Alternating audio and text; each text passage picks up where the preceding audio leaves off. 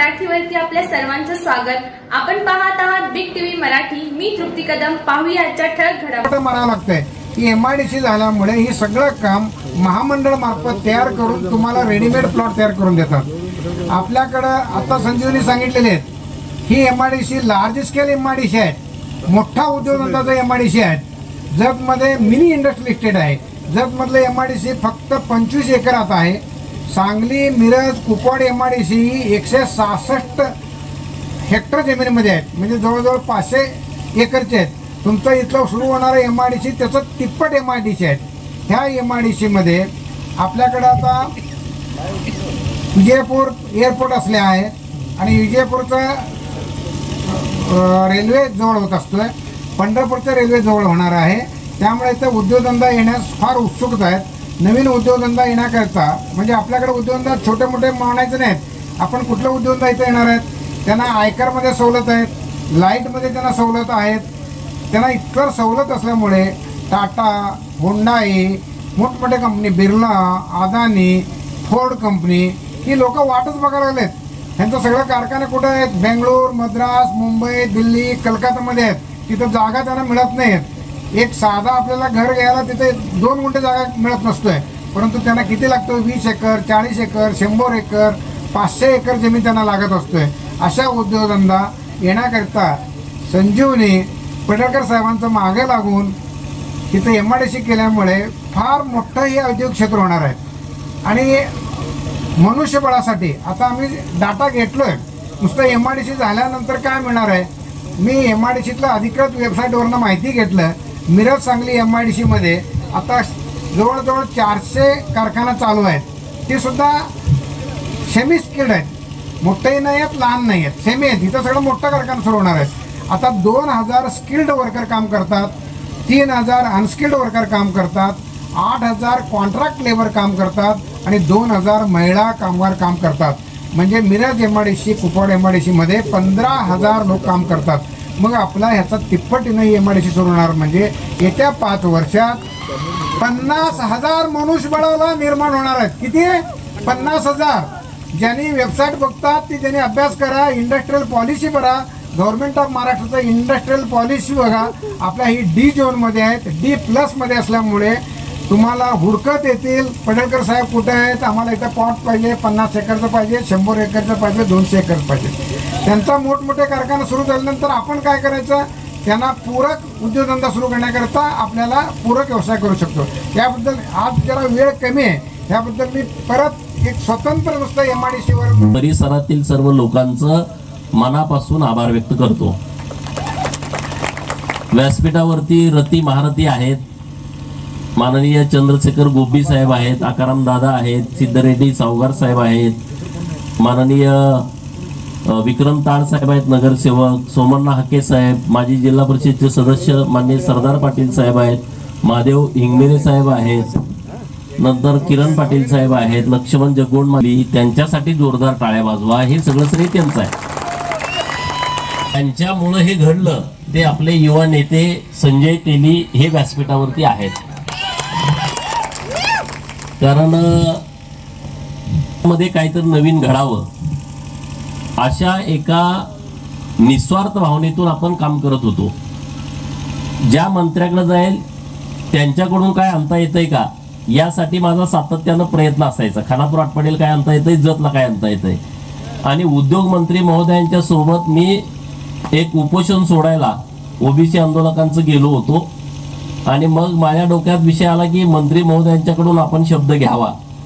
संभाजीनगरचं उपोषण सोडलं आणि पुण्याचं उपोषण सोडायला आलो. तो जो 40 मिनिटाचा प्रवास होता, त्या प्रवासात त्यांना मी विनंती केली की जत तालुक्यामध्ये माझ्याकडे 2000 एकर जमीन आहे आणि तुम्ही एमआयडीसी केली पाहिजे. त्यांनी सांगितलं होय, तुम्ही जर जमीन देणार असाल तर आम्ही एमआयडीसी करू. पुणे विमानतळावरती उतरल्यानंतर त्यांनी त्यांच्या अधिकाऱ्यांना फोन केला वरिष्ठ की गोपीचंद पडळकरांचा एक प्रस्ताव आहे, जत तालुक्यामध्ये एमआयडीसी करायची आहे, तुम्ही 2 दिवसात तिथं व्हिजिट करा आणि रिपोर्ट करा. 3ऱ्या दिवशी इथं सगळे अधिकारी आले होते, तुम्ही सगळेजण होता. सगळी पाहणी झाली, जमीन व्यवस्थित त्यांना पसंत पडली. मग त्यांनी होकार दिला, मग आपली बैठक झाली आणि मग सगळी प्रक्रिया झाली.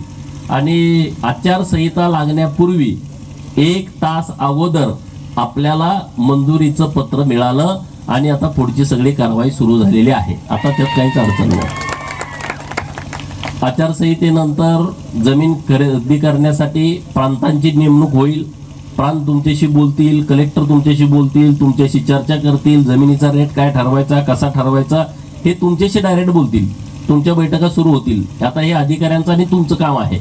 आणि हे सगळं पूर्ण झाल्याच्या नंतर इथल्या सगळ्या सुविधा तयार झाल्यानंतर, रस्ते, गटारी, लाईट ह्या सगळ्या सुविधा तयार झाल्यानंतर, प्लॉट पडून झाल्यानंतर मग परत माझी जबाबदारी आहे, माझं काम आहे. MIDC मंजूर करून घेतली म्हणजे काम संपलं असं नाही. MIDC मंजूर करणं हा एक टप्पा झाला. दुसरा टप्पा असा आहे की इंटरनॅशनल लेवलच्या कंपन्या ह्या उंदीच्या माळावरती आल्या पाहिजेत. ही जबाबदारी माझी आहे. ही जबाबदारी माझी आहे. टाटा, आता गोपी साहेबांनी सांगितलं ना, टाटा, बिर्ला, अंबानी, अदानी, आम्ही जे ऐकतो कोणाच्या तरी भाषणातनं, ती सगळी लोक इथं आली पाहिजेत. त्यांच्या कंपन्या आल्या पाहिजेत. एक जरी कंपनी त्यांच्या आली तर 5-5 हजार 10-10 लोक त्या कंपनीमध्ये कामाला लागतील. अशा पद्धतीचा प्रयत्न आपल्याला या वर्षभरामध्ये करायचा आहे. त्यामुळं MIDC मंजूर करणं ही आपली जी जबाबदारी होती ती पार पडली.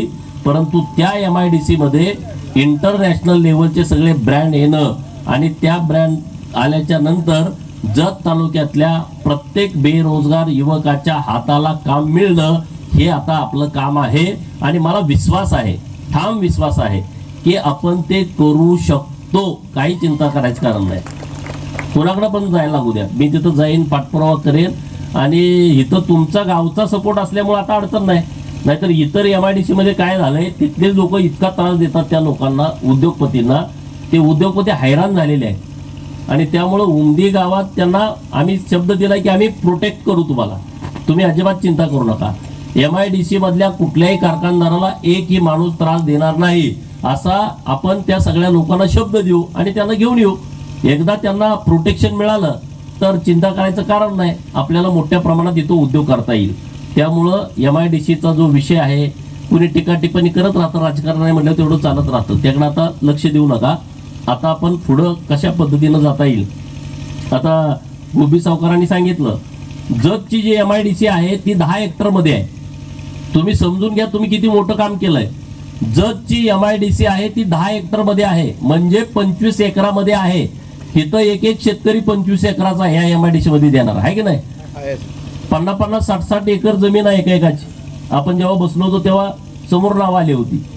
तर जतच्या MIDC मध्ये 70 कारखाने आहेत छोटे, त्यातले 40 कारखाने चालू आहेत. 500 लोक तिथं काम करतात. जतच्या MIDCचा हिशोब केला आणि आपल्या MIDCचा हिशोब केला तर आपली उमदीची MIDC जतच्या MIDCच्या 54 पट मोठी आहे. किती?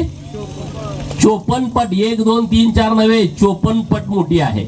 आपण 540 हेक्टर जमीन दिलाय, आणखी लोक जमीन देणारे आहेत. म्हणजे सांगलीची MIDC जी आहे कुपवाडची ती 166 हेक्टर मध्ये आहे. किती? 166 हेक्टर मध्ये ती MIDC आहे. आणि आपले 540 हेक्टरची म्हणजे कुपवाड MIDCच्या 3 पट मोठी आणि परत आणि जमीन आपली शिल्लक राहत्या. एवढी मोठी MIDC आपल्या उमदीच्या माळावरती होतीये. याचा अभिमान आहे की नाही आपल्याला सांगा. आता गोबी साहेबांनी सांगितलं 166 एकरात 400 कारखाने आहेत आणि 15,000 लोक काम करतायत. मग आपल्या इथं किती लोक काम करतील बघा ना. सगळं गजबजून जाईल सगळा परिसर. आपली MIDC फुल फेज मध्ये चालू झाली ना, सगळीकडं सगळ्या लोकांना काम मिळेल. अरे इथं येणारी लोक राहणार कुठं? तुमच्याकडे खोल्या बांधायला मागायला येतील. 4 खोल्या बांधल्या तुम्ही तर तुम्हाला त्याचं भाडं चालू होईल. मोठमोठी हॉटेल होतील इथं. MIDC मध्ये लोक येणार, अधिकारी लोक येणार, ते राहणार कुठं? त्यांना 5 स्टार हॉटेल लागतील, 7 स्टार हॉटेल लागतील, खानावळी तुमच्या इथल्या चालतील. म्हणजे या परिसरातल्या अनेक गावातल्या लोकांना काम मिळू शकतं. ज्या शेतकऱ्यांनी जमीन दिली त्यांनी इतकं पुण्य लोकांचं बांधून घेतलंय की 50,000 पोरांना इथं काम मिळेल. म्हणजे त्याचं पुण्य या शेतकऱ्यांना लागेल ज्यांनी या जमीन दिली. जमीन देणं फार अवघड काम असतं. तुम्ही ते मान्य केलं आणि त्यामुळे आता हा विषय आपण पुढे व्यवस्थितपणे घेऊन जाऊ. दुसरे काम आपल्याला करायचं आहे आपलं आराध्य दैवत मल्हार सिद्ध आहे, अत्यंत पवित्र आहे, अनेक लाखो लोकांच्या श्रद्धास्थान आहे, आपले सगळे पुजारी पण इथं आहेत. तर मल्हार सिद्ध मंदिराच्या माध्यमातून डेव्हलपमेंट करण्याचा एक आराखडा मंदिराच्या पुजारी महोदयांनी सगळ्या केला पाहिजे. राज्य सरकारकडून जे लागेल ते तुम्हाला मी उपलब्ध करून देण्याचा शब्द मी आज तुम्हाला इथं देतोय. तुम्ही व्यवस्थितपणे नियोजन करा, प्लॅन करा आणि कशा पद्धतीनं निधी आणायचा आणि आपण काहीतरी करू ना नवीन. तुमच्याकडे एवढं अर्निंग सोर्स आहे. कर्नाटकामध्ये गेलं तर प्रत्येक मठाच्या संस्था आहेत, मेडिकल कॉलेज आहे, किरण पाटील सरात आहे, तुम्हाला माहित आहे इथं शाळा. तसं एखादं एज्युकेशन हब या आपल्या मल्हार सिद्ध मंदिराच्या ट्रस्टीच्या माध्यमातून करता येतोय का याचा विचार आपल्या पुजारी बांधवांनी केला पाहिजे. आणि तुमचं सगळ्यांचं एकमत झालं तर त्याला लागल ती ताकद तुमच्या पाठीमागं उभा करायचा शब्द मी आज तुम्हा सगळ्यांना देतोय. काहीतरी वेगळं करू, आपण काहीतरी वेगळं करू आणि ते आपण करू शकतोय. ती करण्याची क्षमता तुमच्यामध्ये आहे. त्याच्यासाठी लागणारी मोठी जमीन तुमच्याकडे मंदिराकडे आहे, देवस्थानकडे आहे. ह्याचा काहीतरी आपण उपयोग करून घेऊ. हे दोन कामं आपल्याला महत्वपूर्ण या उमदी गावासाठी आणि परिसरासाठी आपल्याला करणं आवश्यक आहे की जेणेकरून लोकांना त्याचा मोठ्या प्रमाणात फायदा होऊ शकतो. बाकीचे विषय आहेत. आता निवडणूक जाहीर झालेली आहे. 22 तारखेपासून अर्ज भरायचं सुरू आहे. पार्टीकडे अनेक लोकांनी तिकीट मागितलेलं आहे. तुमच्या सगळ्यांचं म्हणणं आहे की मी पण इथून निवडणूक लढवावी. तर आता पार्टी ठरवेल त्याबद्दल कोण लढायचं, काय लढायचं, कसं लढायचं. पण आपण सगळे एकसंघ होऊन माननीय देवेंद्र फडणवीस साहेबांच्या पाठीमागं, माननीय एकनाथ शिंदे साहेबांच्या पाठीमागं ताकदीनं जत तालुका उभा करूया. महायुतीचं सरकार परत येणार आहे 1,00,000%. कारण आता सगळी भिजताय ती आपल्या लाडक्या बहिणींच्या हातामध्ये आहे. तुम्ही जरी फुटला तर त्या फुटत नाहीत. कारण मध्य प्रदेशमध्ये 27च्या 27 खासदार बहिणींनी निवडून दिलेले आहेत आणि त्यामुळं आता 1,500 खात्यावरती सगळ्यांच्या येत आहेत. काय विरोधक म्हणले काँग्रेसवाले की आम्ही सत्तेमध्ये आलो तर आम्ही लाडकी बहीण योजना पहिल्यांदा बंद करू. काँग्रेसच्या आमदारांना स्टेटमेंट दिलं. काही लोक त्यांनी कोर्टात पाठवली. इतके ते घाबरलेत. त्याला माहित आहे काँग्रेसचा पुढारी तिकडं आणि घरातली भगिनी आपल्याकडं, अशी परिस्थिती आहे. ते थांबत नसते. त्यांना माहित आहे ना, अरे 1,500 काय म्हणले 1,500 काय होणार. अरे आम्ही बघितलंय, गावात आम्ही राहतो. कणकण जर आली, ताप जर आला, 50 रुपये डॉक्टरला द्यावे लागतात. म्हणून आमची बहीण 4 दिवस अंथरुणात अंगावरती सगळा तो आजार काढतेत का नाही. गोळ्याला इंजेक्शनला 50, गोळ्याला 200 रुपये द्यायला नाहीत म्हणून. 1,500 रुपये आमच्या गरीब भगिनींच्यासाठी मोठी रक्कम आहे. आणि म्हणून या सगळ्या योजना ज्या राज्य सरकारनं आणलेत ना, दुष्काळी तालुक्यासाठी पाण्याचा विषय आला आपला. मी आता आज दिवसभर 12-13 गावात दौरा केला. लोकांनी पाणी कधी येणार, पाणी कधी येणार. माननीय देवेंद्रजी जलसंपदा खात्याचे मंत्री आहेत. माननीय मुख्यमंत्री महोदयांनी 2,000 कोटी रुपये आपल्याला दिले. हे पहिल्यांदा असं घडलं. आता आपले जलसंपदा खात्याचे मंत्री होते ना जयंत पाटील, त्यांनी दिले का पैसे. त्यांचं देणं त्यांच्या हातात होतं, परंतु भावना नव्हती. जतची लोक ऊस तोडीला पाहिजे तिकडं, तुम्हाला पाणी द्यायचं नाही म्हणून त्यांनी पाणी दिलं नाही. आपलं सरकार आहे ते पाणी देणारं सरकार आहे. तुम्ही अजिबात चिंता करू नका. त्यामुळं आता मैदान लागलेलं आहे. आणखी परत येणं होईल. संजय रावना आणि तुम्हा सगळ्यांना माझी विनंती आहे की आपण व्यवस्थितपणे ताकदीनं, जे विरोधक लोक आहेत उमदी गावातली, त्यांना माझी हात जोडून विनंती आहे, बाबा आम्ही काहीतरी काम करतोय. आमची काम करण्याची भावना आहे, आमच्या सरकारची काम करण्याची भावना आहे. सरकार ताकदीनं अशा विषयामध्ये पाठबळ देत आहे. तर तुम्ही सुद्धा आमच्या सोबत येण्याची आवश्यकता आहे. जे विरोधक लोक आहेत, आता ठीक आहे त्यांना वाटत होतं की MIDC होत नसते, शक्य नाही, तर तिथपर्यंत ठीक आहे ना. पण आता शक्य झालंय. शक्य झाल्यानंतर तर तुम्ही बदललं पाहिजे ना. उगाच कुणाला तर मागं लागायचं, काहीतरी करायचं आणि त्याला काही उपयोग पण नाही. मी त्या खोलात जात नाही, परंतु तुम्ही काहीतरी योग्य निर्णय घेण्याची आवश्यकता आहे. आज तुम्ही इतक्या मोठ्या संख्येने इथं उपस्थित राहिल्यानंतर, आधीच गडी इतकं व्हायबल झाले, त्यात तुम्ही आता एवढा दणका दिल्यानंतर, काल सगळे जाऊन तिथं मुंबईत साहेबांच्याकडे जाऊन बसले होते. मला काही माहित नव्हतं. मीडियात ऐकलं म्हणजे बाहेरचा नको, बाहेरचा नको, बाहेरचा. मी काय पाकिस्तानात ना अफगाणिस्तानात आलोय का? बाहेरचा म्हणजे मी कुठला आहे? मी कझाकिस्तान, इराण, इराक, तुर्कस्तान तिकडचा आहे काय? श्रीलंका, बांगलादेश. अरे मी या जिल्ह्यातला आहे, आटपाडी तालुक्यातला आहे. आणि 2019ला मी बारामतीत निवडणूक लढवली होती.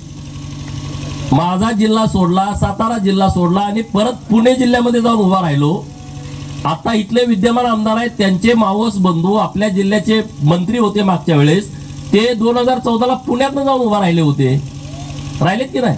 कोण कुठून बरोबर? मोदी साहेब आता गुजरातचे आहेत, ते वाराणसीतून उभा राहतात.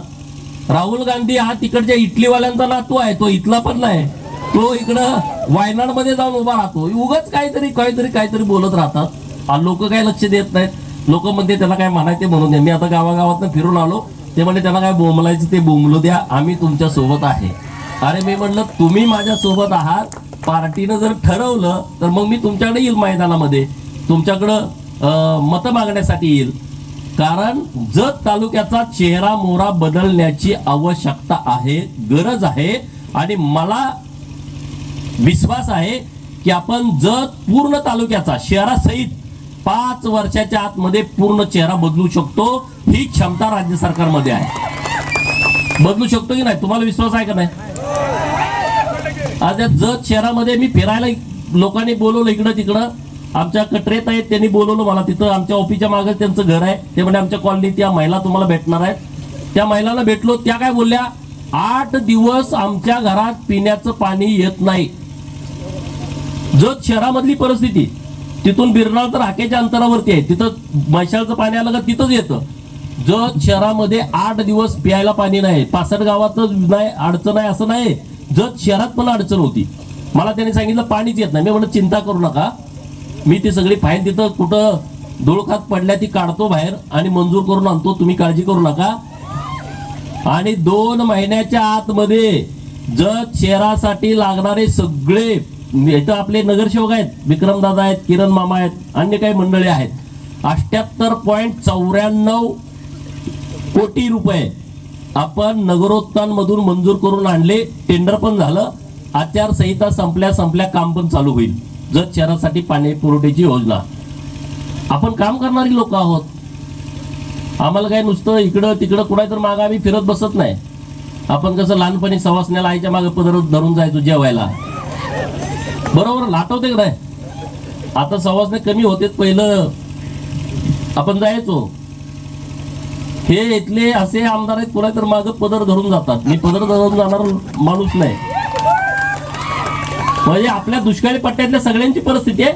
खानापूर, आटपाडी, कवटेमंकाळ, जत, ह्यांचे नेते कोण? जयंत पाटील. यांचे नेते कोण? पतंगराव कदम साहेब. यांचे नेते कोण? आर पाटील.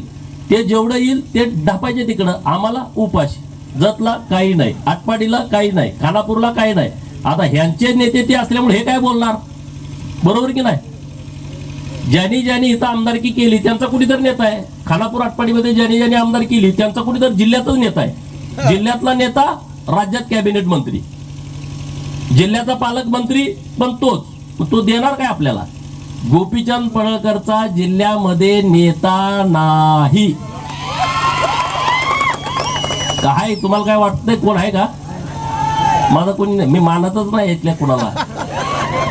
कारण त्या क्षमतेचा माणूस नाही म्हणून मानत नाही. एखादा क्षमतेचा असतं तर निश्चितपणे मानलं असतं, परंतु त्या क्षमतेची लोक नाही, त्यामुळे मी कोणा मानत नाही. माझा नेता सागर बंगल्यावरती बसलेला आहे आणि तो सक्षम आहे, तो खमक्या आहे, तो विकास पुरुष आहे, तो राज्यातल्या लोकांची काळजी घेऊ शकतो. त्यांच्याकडे व्हिजन आहे, त्यांच्याकडे प्रामाणिकपणा आहे, चारित्र्य संपन्न आहे आणि सगळ्या महाराष्ट्राचा त्यांना अभ्यास आहे. असा देवेंद्र फडणवीस माझा नेता असल्यामुळं मला कधी चिंता वाटत नाही. जत मधला दुष्काळ हटला पाहिजे हे 800 किलोमीटरवर राहणाऱ्या नागपूर मधल्या देवेंद्र फडणवीसांना वाटलं, परंतु 120 किलोमीटर इस्लामपूर मध्ये राहणाऱ्या जयंत पाटलाला वाटलं नाही. वाटलं का सांगा? जयंत पाटलाला वाटलं नाही. जयंत पाटलांनी पण कुठं तर भाषण केलं होतं, तुम्ही बाहेरच्या माणसाला इथं येऊ देऊ नका. म्हणजे जयंत पाटलाची सुद्धा झोप उडल्या, झोपत नाही ते. त्याला माहित आहे गोपीचंद विधान परिषदेत आहे तर एवढा दंगा करतोय, उद्या विधानसभेत गेला तर काय करल, त्याला झोपूच देत नाही. आणि म्हणून इथल्या लोकांचं काय दुमत नाही हो त्यांच्याविषयी. पण हे लोक का झोपत नाहीत, मला हा प्रश्न पडलाय. पण जयंत पाटील का इथं निवडणूक लढणार आहे का? नाही. त्यांच्या पोरासाठी त्यांनी काहीतरी चाचपणी केली होती 1 वर्षापूर्वी, त्यांना रिस्पॉन्स मिळाला का? तुम्ही हुशार लोक आहे, तुम्ही पण असे काही साधेसुधी माणसं नाही आहे. कुणाला रिस्पॉन्स द्यायचा हे नेमकं तुम्हाला कळतं, कुणाला बोलायचं हे पण तुम्हाला कळतं. जयंत पाटलांना खूप व्याप केलं की इथं पोराला उभा करायचं. अरे काय जत आहे, पाणी नसेल तर पाणी पाजणारी लोक इथं आहेत, इतकी लोक आहेत. ज्याला ज्याला वाटतोय जो दुष्काळ आहे, अरे दुष्काळ असेल, मी तुम्हाला विश्वासानं सांगतो 2 वर्षानंतर या महाराष्ट्रामध्ये आणि सांगली जिल्ह्यामध्ये कुणाची हिंमत होणार नाही की जत तालुका दुष्काळ आहे म्हणायची. हिंमत होणार नाही. आटपाडी तालुका दुष्काळी आहे, कवटेमंकाळ तालुका दुष्काळ आहे, हिंमत नाही तुमची म्हणायची.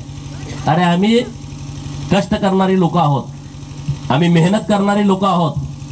तुम्ही आम्हाला नाकारलं, तुम्ही आमच्यावरती अन्याय केला, तुम्हाला वाटलं सरकार म्हणजे तुमच्या बापाची जहागीरदारी आहे असं तुम्ही वागला.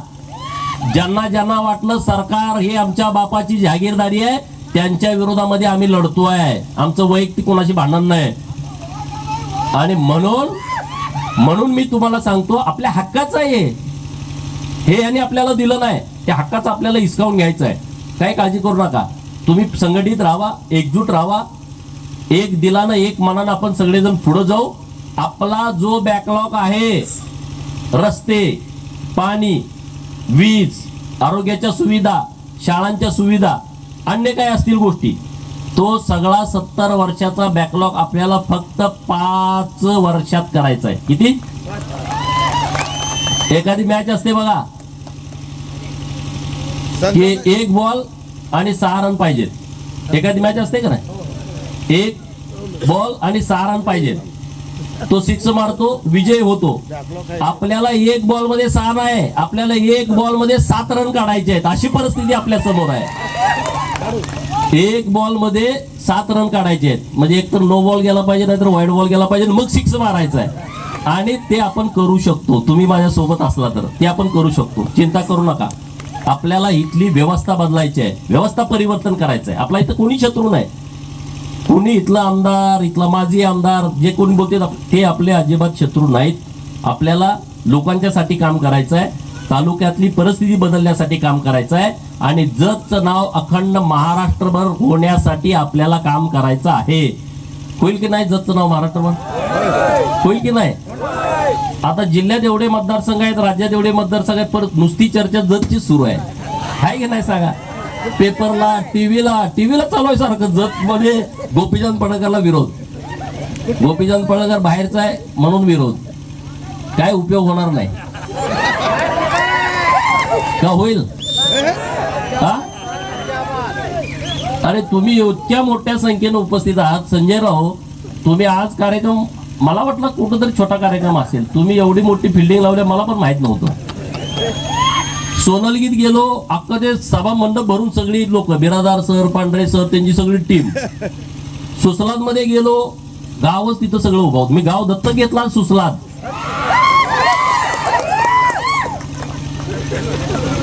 सुसलाद गाव मी दत्तक घेतलंय. तुम्ही आता उद्या जाऊन राऊंड मारून या, गावात काय काय कामं झाली नाहीत आणि पुढच्या वर्षी राऊंड मारून या. ते सगळं पूर्ण बदलून टाकतो. ज्यांना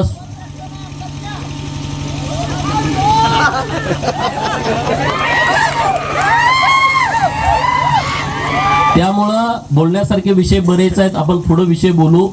पण राज्य सरकारनं खूप निर्णय घेतलेले आहेत. आपण लोकांना जाऊन सांगितलं पाहिजे. अंगणवाडी ताईंचं मानधन वाढवलं, पोलीस पाटलाचं मानधन वाढवलं, कोतवालाचं मानधन वाढवलं, मदतनीसाचं मानधन वाढवलं. नंतर रोजगार सेवकांचं 8,000 रुपये पहिल्यांदा त्याला मानधन दिलं, त्याला मानधनच नव्हतं. लाईट बिल पूर्ण माफ केलं. मागची थकबाकी पूर्ण 0. तुम्हाला लाईट बिल आलं का? नाही, त्याच्यावरती 0 आलं का? ते म्हणायला लागले ते नाही थकबाकी, एकदा लाईट बिल माफ केलं नाही, म्हणजे थकबाकी. अरे काय बोलताय तुम्ही? होतं तुमच्याकडे तेव्हा तुम्ही काहीच केलं नाही. लाडक्या बहिणीची योजना आली, त्याने आता सरकारचा तिजोरीचा खडखडाट करायला लागले, म्हणायला लागले. अरे तुमचं कर्नाटकात सरकार आहे, त्यांनी दिली योजना चालतीये. तुमचं तेलंगणामध्ये सरकार आहे, त्यांनी योजना दिली चालतीये. अरे त्यांनी त्यांच्या बजेटच्या 40% खर्च केलं कर्नाटकवाल्यांनी, त्यांनी तेलंगणावाल्यांनी 33% खर्च केलं. महाराष्ट्र सरकारचं 7.5 लाख कोटीचं बजेट आहे. आम्ही बहिणींना किती देतोय? 47,000 कोटी, म्हणजे 7-8% आम्ही खर्च करतोय. 40% खर्च करणारे कुठं, 33% खर्च करणारे कुठं, आपलं सरकार 7% खर्च करतंय. अरे देवेंद्र फडणवीस हा अर्थतज्ञ माणूस आहे, जयंत पाटलांचा बिंडोक माणूस नाही. हा 9 वर्ष राज्याचा अर्थमंत्री होता. काय झाडू मारलास काय तिथं? काय केलं? 9 वर्ष राज्याचा अर्थमंत्री. जतला पाणी नाही, आटपाडीला पाणी नाही, खानापूरला पाणी नाही, पण मी जिल्ह्याचा नेता आहे. कशातला नेता? हा, मला कोण कोण म्हणले जयंतराव पाटलाव बोलू नका, त्यांची मतं मिळते. अरे असली मतं मला नको आहेत. मी जर उभा राहिलो तर असली मतं मला नको आहेत. मला स्वाभिमानी लोकांची मतं पाहिजेत. मला पार्टीने जर उमेदवारी दिली ना, मला मी तुम्हाला मतं देतो, ती तिकडं ठेव तुझी मतं, कुणाला द्यायची त्याला दे. जी लोक विजनरी नाहीत, जी लोक काम करू शकत नाहीत, ज्यांच्याकडं टॅलेंट नाही, त्या लोकांचं कामच नाही राजकारणामध्ये. काय तर तुम्ही नवीन करा ना, नवीन काहीतरी प्रयोग करा. आज जर आमची MIDC झाली, आमचं पोरग जे बेंगलोरला जातंय, हुबळीला जातंय, बेळगावला जातंय, विजापूरला जातंय, इकडं पुण्याला मुंबईला जातंय कामाला, सांगली कुपवाडच्या MIDC मध्ये जातंय, ते पोरग जर इथंच कामाला लागलं, घरी राहील, इथं काम करेल, 8 तास ड्युटी करेल, परत घरी जाईल संध्याकाळी, त्याची जनावरं बघल, शेती बघल, आई वडिलांची सेवा करल. हे काम केवढं मोठं होतंय सांगा. मग ह्याच्या अगोदर काय MIDC खातं नव्हतं? होतं का नव्हतं सांगा? का इथं जमीन द्यायला शेतकरी तयार नव्हते? होतं सगळं, पण ह्यांना काही करायचं नव्हतं. ह्यांना फक्त नुसत्या कुरगुड्या करायचे. हे झालं, ते झालं, अमकं झालं, तमकं झालं, असलं राजकारण आपल्याला करायचं नाही. त्यामुळं उमदीकरांना, परिसरातल्या लोकांना माझी हात जोडून विनंती आहे की आपण जे काम आता आपल्या हातात घेतलंय ते आपण पूर्ण करू, आणि ते क्षमतेनं पूर्ण करू. लोक बघायला येतील उमदीची MIDC कशी झाली आहे. पंचतारांक MIDC, कर्नाटकची लोक येतील, महाराष्ट्राची लोक येतील, आणि एक इथला सगळ्या परिसरामध्ये आर्थिक क्रांती होईल, इथल्या परिसरामध्ये सामाजिक क्रांती होईल, इथल्या परिसरामध्ये शैक्षणिक क्रांती होईल. अशा पद्धतीचं काम आपल्याला करायचं आहे. मी परत एकदा उमदीकरांना मनापासून धन्यवाद देतो की तुम्ही माझा इथं सन्मान केला, सत्कार केला, आणि मला काम करण्यासाठी बळ दिलं, त्याबद्दल मनापासून धन्यवाद.